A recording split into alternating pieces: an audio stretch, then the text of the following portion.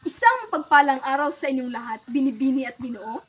Ako nga pala si Binibining Sherlyn Fernandez at nandito ako sa inyong harapan upang ibahagi ang aking munting talumpati patungkol sa ugnayan ng wika, kultura at lipunan.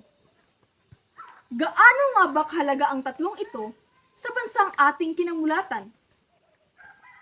Ito ay dahil ang ugnayan ng wika, kultura at lipunan ay isang mahalagang aspeto ng ating pagkakakilanlan at pag-unlad ng isang komunidad. Ang wika ay hindi lamang isang sistema ng komunikasyon, ito ay kaluluwa ng kultura at salamin ng lipunan. Sa bawat salita at pangungusap na ating binibigkas, nakapaloob ang yaman ng isang kultura at ang kasaysayan ng ating lipunan. Ito ang nag-uugnay sa atin sa nakaraan, nagbibigay diin sa ating kasalukuyan, at nagtatakda ng direksyon para sa ating hinaharap. Ang kultura naman ay tumutukoy sa kabuuan ng mga paniniwala, tradisyon, kaugalian, at gawin na nagbibigay identidad sa isang grupo ng mga tao sa lipunan.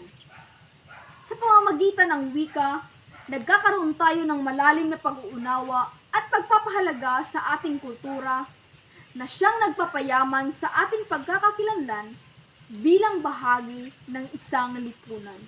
Samantala, ang lipunan ay ang pangkat ng mga taong nagtutulungan at nagkakaisa para sa kapakinabangan ng lahat.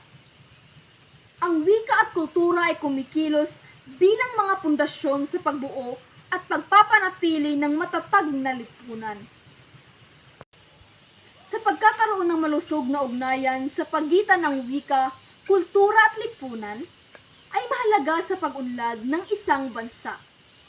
Ito rin ang nagbibigay sa atin ng kakayahan na harapin ang mga hamon ng modernisasyon at globalisasyon nang hindi nawawala ang ating pagkakakilanlan. Sa pagtatapos, naway maging inspirasyon ang ating wika at kultura sa bawat isa sa atin upang mag-ambag sa pagbuo ng isang lipunang puno ng pag-uunawa, respeto at pagtutulungan. Tandaan natin na ang pagpapalakas ng ugnayan ng wika, kultura at lipunan ay susi sa pagkakaroon ng isang masaganang hinaharap para sa ating lahat. At dito nagtatapos ang aking munting talumpati.